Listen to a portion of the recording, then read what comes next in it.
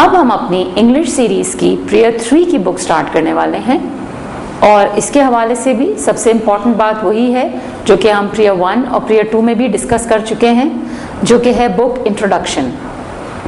अब चूंकि कुछ बच्चे आपके साथ 2 साल से पढ़ रहे हैं, मगर वो बच्चे जो आपके न्यू एडमिशन्स हैं वो आपके साथ नए नए क्लास में आए हैं, लिहाजा आप बुक इंट्रोडक्शन बिल्कुल उसी पैटर्न पे करेंगी जिस तरह आपने प्रियर 1 और प्रियर 2 में किया था।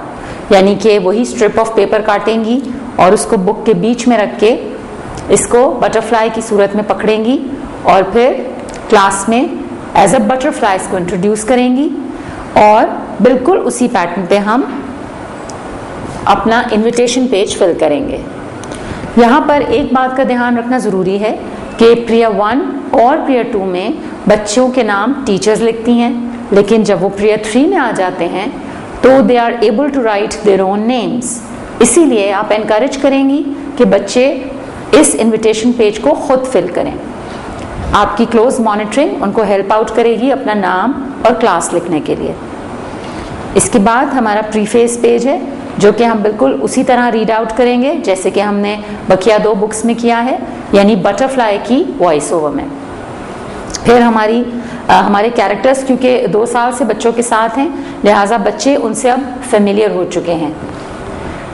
सबसे इम्पॉर्टेंट बात जो प्रियर 3 की इंग्लिश सीरीज की बुक्स में है वो ये है कि ये बुक्स थीम बेस्ड बुक्स हैं, यानी इनको कुछ इम्पॉर्टेंट थीम्स के ऊपर डेवलप किया गया है। क्योंकि अब हमारे बच्चों को लेटर की शनाख्त हो गई है, लेटर फॉर्मेशन आ गई है, ब्लेंडिंग आ गई है और रीडिंग की तरफ जा रहे हैं वो, लिहाजा हमारा अल्टीमेट ऑब्जेक्टिव ये है कि अब वो इंग्लिश लैंग्वेज डेवलप करते हुए क्रिएटिव राइटिंग तक पहुँचें। क्रिएटिव राइटिंग हमारा 3 इयर्स का अल्टीमेट ऑब्जेक्टिव होता है जो हमें फॉलो करना होता है। इसी को मद्देनजर रखते हुए बटरफ्लाई प्रियर 3 की जो बुक बनाई गई है उसे थीम्स के ऊपर खड़ा किया गया है। ये वो थीम्स हैं जो बच्चों की लाइफ में ना सिर्फ इम्पॉर्टेंट हैं बल्कि आगे चल के भी हर क्लास में उनको एक सॉलिड फाउंडेशन प्रोवाइड करेंगी। इनमें फैमिली से लेकर science, social studies, general knowledge और टूल्स एंड इक्विपमेंट के बारे में बच्चों को बताया गया है। इन बुक्स को जिन थीम्स के सीक्वेंस में रखा गया है उनमें सबसे पहली थीम माय फैमिली की है। इसको सीक्वेंस में पहला नंबर देने की वजह यह है कि बच्चे अपनी बर्थ से लेकर बड़े होने तक सबसे पहला ह्यूमन इंटरेक्शन जो करते हैं वो अपनी फैमिली से करते हैं।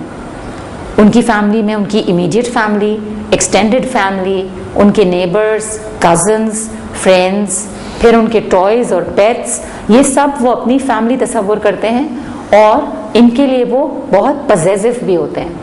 इसीलिए फैमिली को सबसे पहली थीम रखा गया है। हर थीम के साथ कुछ सेंटेंस स्टार्टर्स और प्रपोजिशंस का को चूज किया गया है और हर थीम के साथ बच्चों को नए 2 या 3 प्रपोजिशंस और सेंटेंस स्टार्टर्स इंट्रोड्यूस किए गए हैं।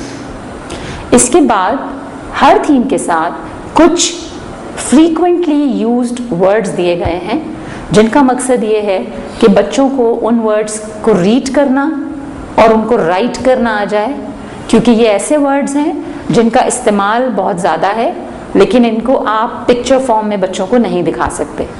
For example in, of, please या द, ये वो चीज़ें हैं जो यूज़ बहुत होंगी फ्रीक्वेंटली बट बच्चे इनको ऑब्जेक्टिव तौर पर नहीं देख सकेंगे। इसीलिए ज़रूरी है कि बच्चों को इनकी स्पेलिंग आए और वो इन्हें राइट करना सीख लें। हर थीम के साथ, जैसे कि हमारी पिछली 2 बुक्स में हमने देखा, एक्शन वर्ड्स इंट्रोड्यूस किए गए हैं।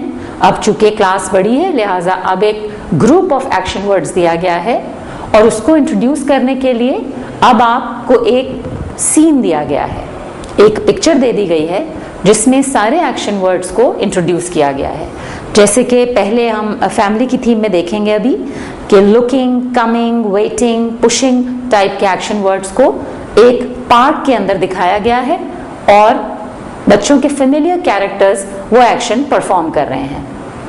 इसके बाद हर थीम में कुछ ऑपोजिट्स इंट्रोड्यूस किए गए हैं और इस बात का ख्याल रखा गया है कि प्रिय 3 में आते आते बच्चों के ऊपर सेशन के शुरू में बहुत ज़्यादा बर्डन ना डाला जाए, इसीलिए ऑपोजिट्स और जनरल नॉलेज को कुछ लेटर थीम्स में इंट्रोड्यूस किया गया है।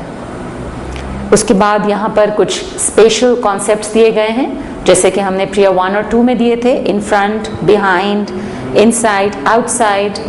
उसके बाद हमने जनरल नॉलेज के कॉन्सेप्ट्स रखे हैं जो कि स्टिल लेटर थीम्स में हम इंट्रोड्यूस करेंगे।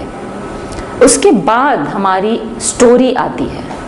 इस स्टोरी का मकसद ये है कि आप खुद पढ़ेंगी स्टोरी और फिर बच्चों से रीड आउट करवाएंगी।